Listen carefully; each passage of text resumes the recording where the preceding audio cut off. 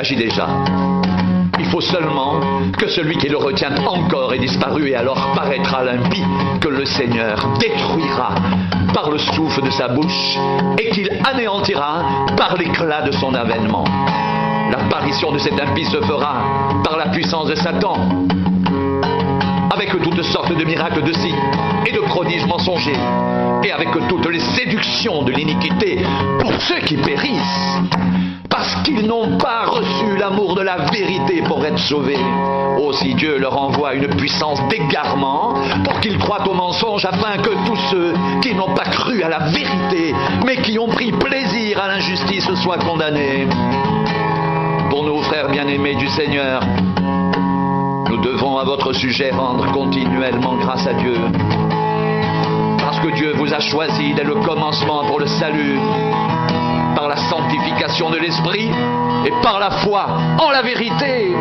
C'est à quoi il vous a appelé par notre évangile, pour que vous possédiez la gloire de notre Seigneur Jésus-Christ.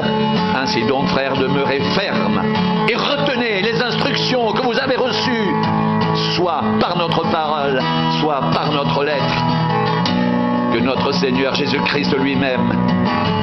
et Dieu notre Père, qui nous a aimés et qui nous a donné par sa grâce une consolation éternelle et une bonne espérance,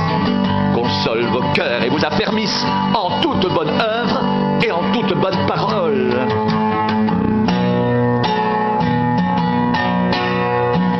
Je t'en conjure devant Dieu et devant Jésus-Christ, qui doit juger les vivants et les morts, et au nom de son apparition et de son royaume,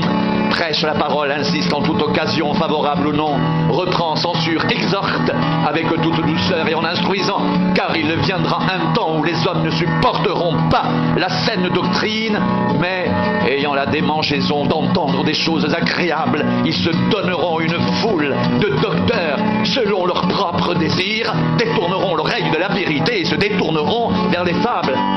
Mais toi, sois sobre en toutes choses. Supporte les souffrances, fais l'œuvre d'un évangéliste, remplis bien ton ministère, car pour moi, je sers déjà de libation, et le moment de mon départ approche. J'ai combattu le bon combat, j'ai achevé la course, j'ai gardé la foi. Désormais, la couronne de justice m'est réservée. Le Seigneur, le juste juge, me la donnera dans ce jour-là, et non seulement à moi, mais encore à tous ceux qui auront aimé son avènement. Béni soit Dieu, le Père de notre Seigneur Jésus-Christ, qui nous a bénis de toutes sortes de bénédictions spirituelles dans les lieux célestes en Christ. En lui, Dieu nous a élus avant la fondation du monde, pour que nous soyons saints et irrépréhensibles devant lui, nous ayant prédéterminés dans son amour à être ses enfants d'adoption par Jésus-Christ, selon le bon plaisir de sa volonté, à la louange de la gloire de sa grâce qu'il nous a accordée en son bien-aimé. En lui, nous avons la rédemption par son sang, la rémission des péchés, selon la richesse de sa grâce que Dieu a répandue abondamment sur nous, par toute espèce de sagesse et d'intelligence, nous faisant connaître le mystère de sa volonté, selon le bienveillant dessein qu'il avait formé en lui-même, pour le mettre à exécution lorsque les temps seraient accomplis, de réunir toutes choses en Christ, celles qui sont dans les cieux et celles qui sont sur la terre. En lui, nous sommes aussi devenus héritiers, ayant été prédestinés suivant la résolution de celui qui opère toutes choses après le conseil de sa volonté, afin que nous servions à la louange de sa gloire, nous qui d'avance avons espéré en Christ. En lui, vous aussi, après avoir entendu la parole de la vérité, l'évangile de votre salut, en lui vous avez cru et vous avez été scellés du Saint-Esprit qui avait été promis, lequel est un gage de notre héritage pour la rédemption de ceux que Dieu s'est acquis à la louange de sa gloire. Bien-aimés, comme je désirais vivement vous écrire au sujet de notre salut commun, je me suis senti obligé de le faire